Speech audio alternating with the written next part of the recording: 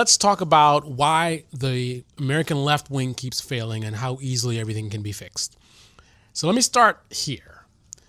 What I'm about to say is going to sound controversial to a lot of people on the left, but it shouldn't be. The reality is this. Almost every single problem that the American left complains about has a very simple solution. Simple, not easy, but simple.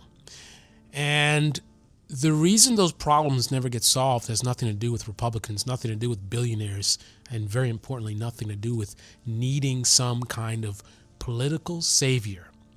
That's right. That is the first failure. The American left is obsessed with saviors. We are always waiting for someone, a politician, a movement, a party, some hero figure.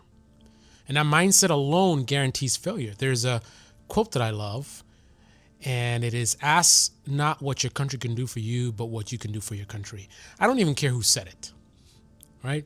The sentiment matters, especially right now in 2026, because the most powerful force in this country is not corporations, it's not billionaires, it's not political parties, it's us. We, the people of the United States of America.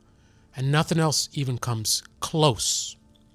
The biggest obstacle is not external, it's in our heads. We have been manipulated into believing we're powerless. And once you believe that, and you stop acting like a citizen and become an audience member. And that's exactly what's happened here.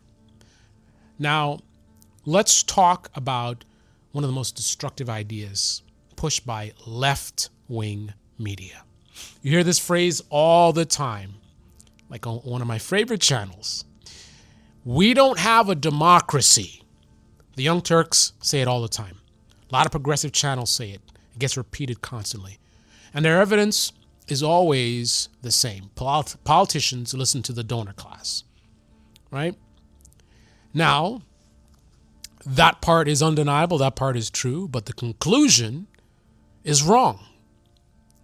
The reason that the politicians listen to donors instead of voters is not because of democracy is fake. That's not the reason. It's because the voters allow it. That's it.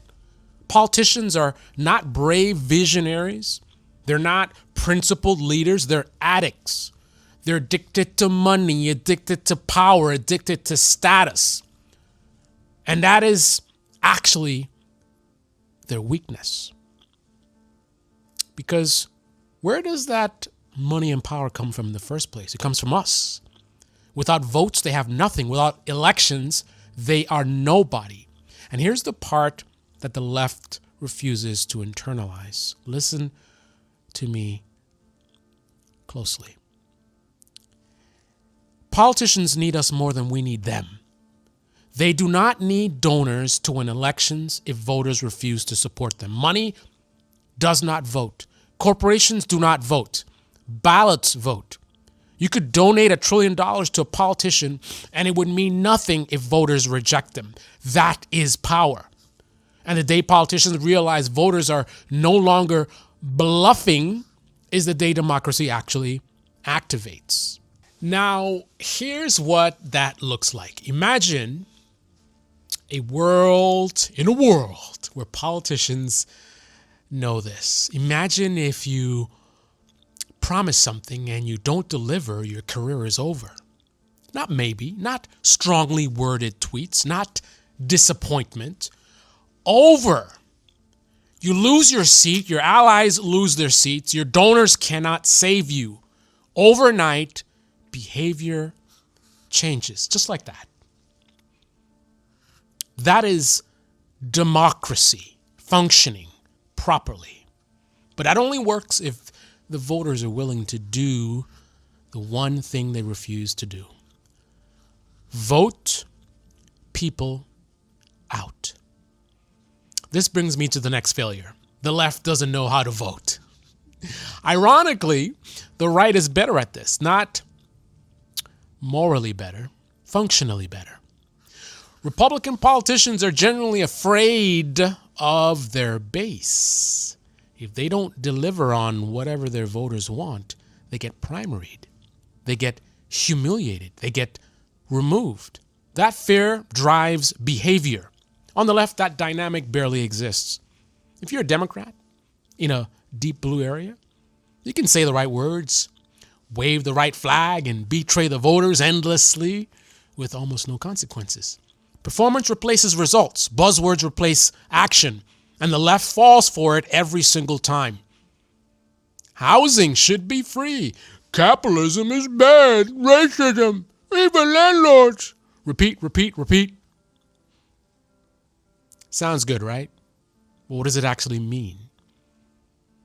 And there's no vetting. There's no follow-through. There's no accountability. The correct way to vote is simple. I've been saying this for years. You vote with demands, and you vote with threats. If you want my vote, here is exactly what I expect. Here is how I will measure success. Here is how I will measure failure. And if you fail, I will personally work to end your political career. Not emotionally, not online, electorally. And no, this doesn't mean perfection. Trying hard is what matters. Failing while trying hard is not the same thing as pretending and then disappearing. A politician who runs on something and never mentions it again deserves to be removed. Period. Now, let me give you an analogy because this matters. Democracy is like a gun, a very powerful gun. Every problem you complain about in this country is a black bear charging at you that will devour you. That gun can obliterate every single one of those bears. But here's what Americans do. Most people don't even pick it up. They don't even pick up the gun. Some people don't even know the gun exists. Some people load bullets into it. That's voting. And then they point the barrel at the ground and stand there screaming that the gun doesn't work while the bear mauls them to death. Voting alone is not enough. Voting without demands is useless. Voting without consequences is a joke. A loaded weapon aimed at the ground does nothing. That is not a failure of democracy. That is user error. Now let's talk about the protests. The left doesn't know how to protest either. Running around in the streets chanting vague slogans feels good. It feels good. No justice, no peace. But it accomplishes very little. Why? Because there are no consequences. If I'm a politician and I know you're going to vote for me anyway, why would I care? Why would I change anything? Protests only work when they're connected to power. That means clear demands, clear timelines, clear definitions of success and failure, and most importantly, consequences. You're going to see that's a recurring theme. Always there must be consequences. Deliver on your promises or else. Without that, protests are background noise. Black Lives Matter had no teeth. Politicians knew they could ignore it safely. Tension without leverage is meaningless. Police don't stop speeding by yelling, "Stop speeding, guys!" They create consequences, and that's how behavior changes. Now, let's talk about the influencer class. What I call the parasite class. Click subscribe to my channel. Let's talk about the parasite class. Let's talk about the fox, Rick. Now, this is the part that makes people uncomfortable. Independent media on the left is often worse than mainstream media. And if that sounds insane to you, that's a red flag. Mainstream media has rules. Bosses, legal departments, standards, consequences. Independent media has none of that. A guy in his basement with a camera can say whatever gets clicks. No justice, no peace. No justice, no peace. Right? There's zero barrier to entry as well. That creates a brutal incentive structure. Views equals money, money equals survival. Ask yourself honestly, how honest would you be if your mortgage depended on clicks? Click subscribe. If a 15-year-old could replace you tomorrow, if telling your audience uncomfortable truths meant losing your income, people like to pretend influencers are different. They're not. They're regular people with the same flaws you see everywhere else. And dishonesty pays extremely well. So they promote ideas that they don't fully understand. They don't dig into policy details. They don't care about the unintended consequences. You're just content to them. Your life is just content. They care about narratives because narratives get views. I know this firsthand. I was harmed by progressive housing policies that almost every left-wing channel praised endlessly. When I asked them to cover the downsides, the damage, the victims, they went silent. They blacklisted me. They ignored me. They pretended they were going to talk about it, but they didn't. It's not because they're evil, because it didn't fit the narrative. That's how this works. So audiences repeat slogans they don't understand. Support policies they've never examined. And the only people critiquing these policies are bad faith actors on the right, usually. And when these policies hurt people outside of their bubble, they never hear about it. Those stories disappear. And guess who picks them up? Right-wing media, which they then use to, they use these real failures to argue against everything instead of fixing anything. That's the cycle. So here's the bottom line. The left is not failing because it lacks power. The left is failing because it refuses to use power. Because it treats democracy like a performance instead of a weapon. Because it listens to people who profit from keeping them angry and passive. Democracy doesn't work. Because it confuses feeling righteous with being effective. That's not about parties. This is about discipline, accountability, and growing up politically. The moment voters stop being an audience and start acting like owners, everything changes. They work for us, the entire government. They are our employees. Almost instantly, they will listen to us once we leverage our power. That's not theory. That is reality.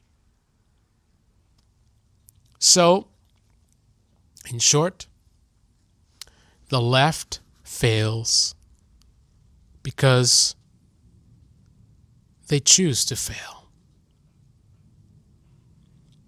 At any moment, the left could choose to put some teeth behind their demands and to get serious about the things they talk about and claim to care about.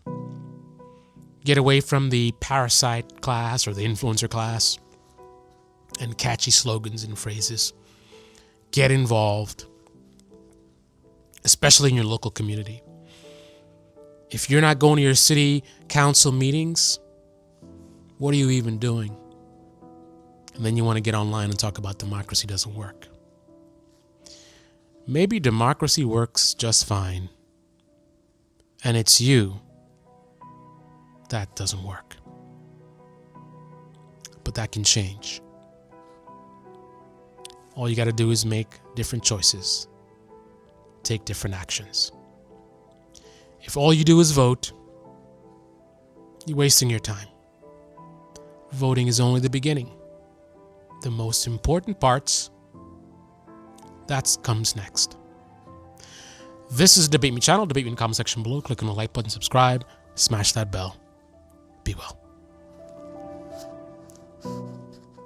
Time to wake up, folks. It's 2026. Time to wake up.